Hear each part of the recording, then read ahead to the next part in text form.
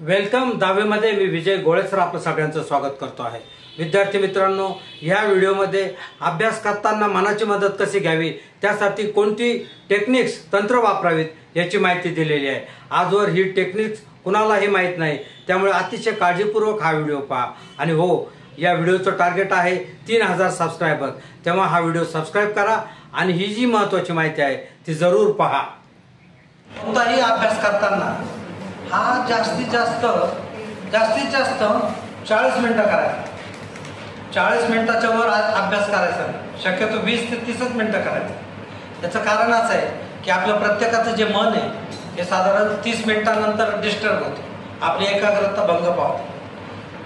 मग तो 30 मिनिटं अभ्यास झाला का त्यानंतर एक 10 मिनिटाचा ब्रेक घ्यायचा, प्रत्येक वेळी ब्रेक घ्यायचा। आता ब्रेक घेताना काय करायचं, समजा तुम्ही रात्रीच्या वेळी जर अभ्यास करत असाल तर पाणी प्यायचं, थोडंसं फिरायचं, घरात कोणी जागे असेल तर त्यांच्याशी बोलायचं,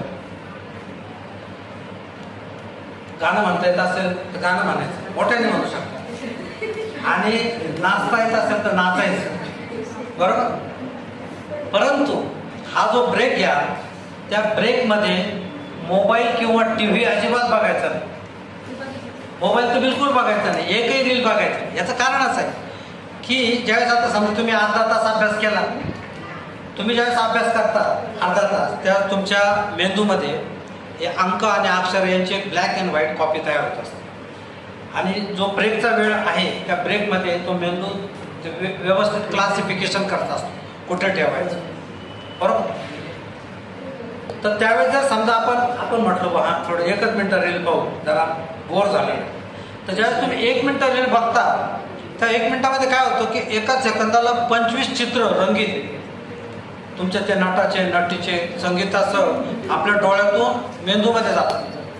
म्हणजे एका मिनिटामध्ये 1500 चित्र आपल्या डोळ्यातून आपल्या मेंदूत जातात। आता तुम्ही विचार करा, एक खाली ब्लॅक अँड व्हाईटचा कागद ठेवलेला आहे आणि त्याच्यावर 1500 ट्रान्सपरंट जरी कागद ठेवले दिसणारे पारदर्शक, तरी आपल्याला काही दिसेल, काही दिसत नाही। म्हणजे आपला जो अभ्यास तुम्ही अर्धा तास केलेला आहे तो वाया जाऊ नये म्हणून तुम्ही ते त्यावेळेस मोबाईल किंवा टीव्ही अजिबात बघायचा नाही, कारण ते आणि केलेला अभ्यास वाया जातो म्हणून तो बघायचा नाही। इतर वेळ तुम्ही बघू शकता। अभ्यासाची वेळ सुद्धा ठराविक ठेवायची।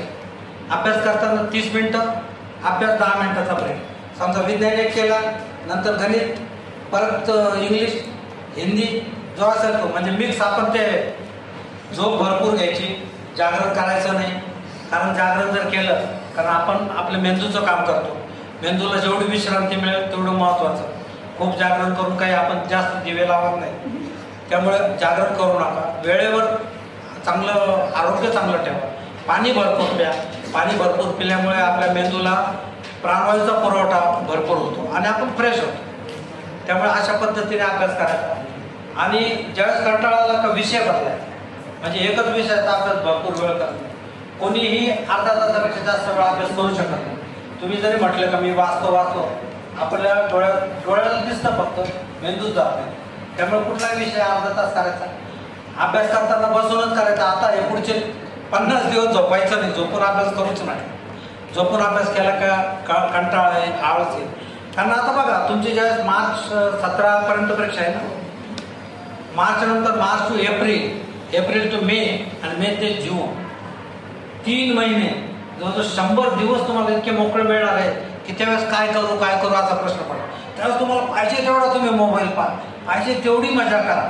आणि आत्ताचे 50 दिवस आजपासून तुमचं डेडिकेशन करा, तुमचं आयुष्य बदलून जाईल। आजचं हे व्याख्यान एवढ्यासाठीच लक्षात ठेवा की आपलं हे आयुष्य बदलणारं हे आहे, आणि जे करतील त्यांचा निश्चितच फायदा होईल, जे नाही करणार त्यांना आयुष्यभर लक्षात राहील की विजय गोळे सर आले होते, त्यांनी सांगितलं होतं 50 दिवस आम्हाला आधी जागा केलं होतं, पण आम्ही जागं झालो नाही।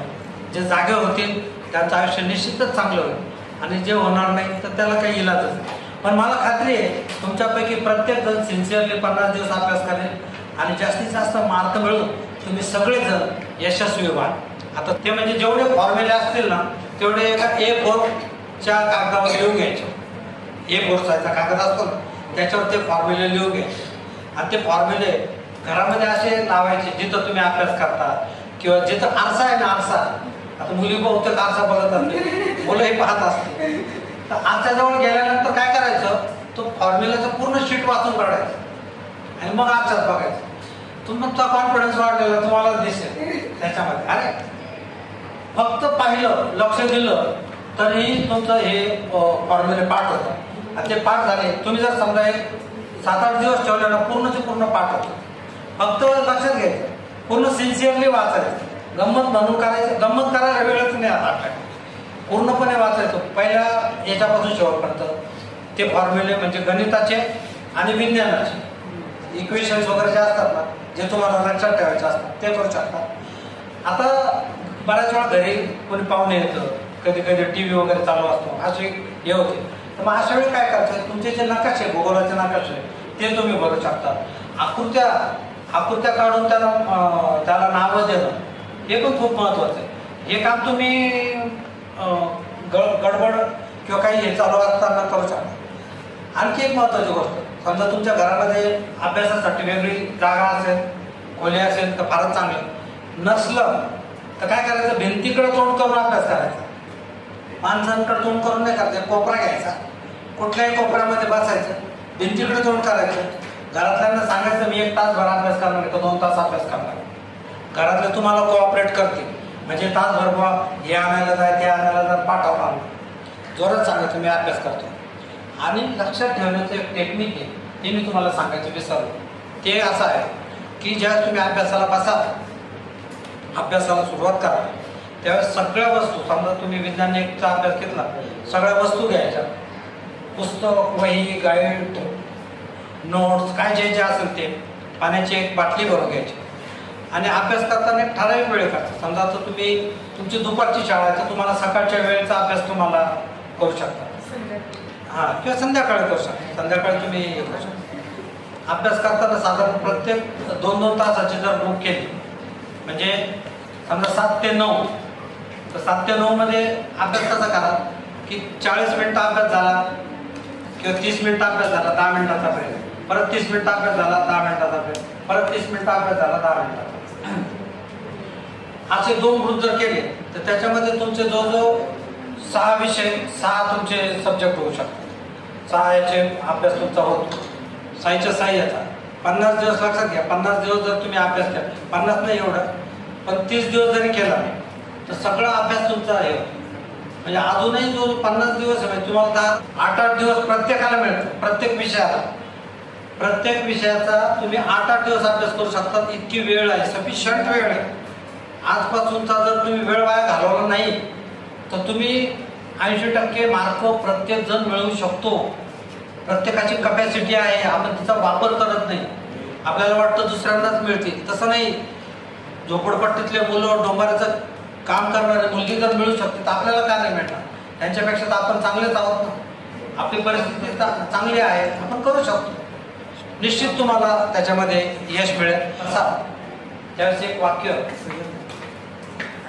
असं म्हणायचं की मी आज जो अभ्यास करणार आहे तो माझ्या पूर्णपणे लक्षात राहणार आहे आणि परीक्षेत मी तो योग्य पद्धतीने लिहिणार आहे.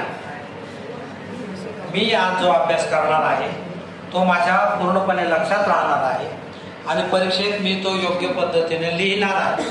असं वाक्य मोठ्याने म्हणायचं.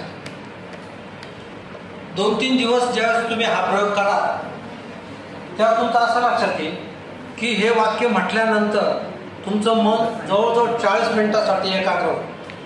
त्या 40 मिनिटात तुम्ही जोही अभ्यास करा तो तुमच्या पूर्णपणे लक्षात राहील. हे प्रॅक्टिसचं काम आहे. अभ्यास म्हणजे जसे तुम्ही वेगवेगळे खेळ खेळतात त्याच्यामध्ये प्रावीण्य मिळवतात, तसं अभ्यास हा सुद्धा एक गेम आहे, खेळ आहे. आणि याच्यामध्ये मार्क मिळणं हा आपला फायदा आहे किंवा आपला त्याच्यामधून प्रॉफिट आपल्याला मिळू शकतो. तो जर गेम तुम्ही मनापासून खेळले, त्याच्या जे काही नियम अटी पाळल्या तर तुम्हाला त्याच्यामध्ये सक्सेस निश्चित मिळू शकतो. काही म्हणजे दुसरी गोष्ट, 30 मिनिटाचा अभ्यास झाल्यानंतर पुन्हा एक वाक्य म्हणायचं की मी आज जो अभ्यास केलेला आहे तो माझ्या पूर्णपणे लक्षात राहिलेला आहे आणि परीक्षेत मी तो योग्य पद्धतीने लिहिणार. म्हणजे तुम्हाला कॉम्प्युटर माहिती आहे, कॉम्प्युटरमध्ये जसे पासवर्ड असतात तसा हा पासवर्ड आहे तुमच्या अभ्यासाचा. इतर वेळी तुम्ही कितीही अभ्यास केला, अर्धा तास केला, 1 तास केला, तर तो तुमचा अभ्यास इकडे तिकडे सगळीकडे जातो.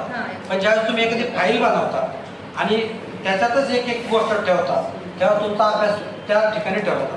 हे असं म्हटल्यानंतर तुम्ही जो अभ्यास केलेला आहे तो तुमच्या पूर्णपणे लक्षात राहील आणि तुम्हाला तो जसाचा तसा आठवेल. हा कॉन्फिडन्स जो आहे हा आपणच आपल्याला द्यायचा. आता भाषण ऐकून जरी थोडासा उत्साह वाटला तरी हे 50 दिवस असे आहेत की तुम्ही स्वतःलाच प्रेरणा द्यायची. तुम्हाला एक लक्षात घ्या, दुसऱ्यांचं ऐकून जर आपल्याला प्रेरणा मिळते तर आपण स्वतःलाच प्रेरणा देऊ शकतो की हे 50 दिवस आपलं आयुष्य बदलून टाकणारे दिवस आहे. फक्त 50 दिवस, जास्त नाहीच. ह्या 50 दिवसामध्ये तुमचं आयुष्य निश्चितच बदलू शकतं आणि ती कपॅसिटी आपल्यात आहे, ही संधी आहे. वेलकम 10वी म्हणजे तिचं स्वागत करायचं आहे की माझं जीवन बदलणारी संधी आहे, म्हणून आपण त्याचं नाव ठेवलं वेलकम 10वी. आपण एखाद्या सणाची जशी वाट पाहतो तशी जर तुम्ही या 10वीच्या परीक्षेची वाट पाहिली आणि पूर्ण तयारीने जर तुम्ही गेले तर तुम्ही जेवढे ठरवलेले आहे तेवढे मार्क तुम्हाला निश्चित मिळू शकतो. आणि तुम्हालाच मिळतील म्हणजे असं नाही, याच्या आधी हजारो विद्यार्थ्यांनी मिळवलेले आहेत. हे म्हणजे प्रूव्ह झालेलं हा प्रयोग आहे. त्यामुळे तुम्हाला सुद्धा त्याच्यामध्ये यश मिळेलच याची मला स्वतःला 100% खात्री.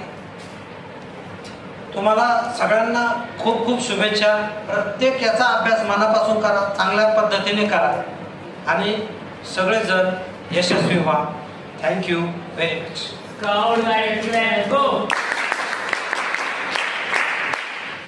विद्यार्थी मित्रांनो, अभ्यास करताना कोणते टेक्निक वापरावे, कोणते तंत्र वापरावे म्हणजे तो आपल्या जास्त लक्षात राहतो याची माहिती आपण या व्हिडिओत पाहिली. या व्हिडिओचं टार्गेट आहे 3000 सबस्क्रायबर.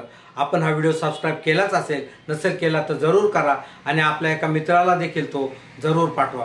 पुढचा व्हिडिओ पाहायला मुळीच विसरू नका.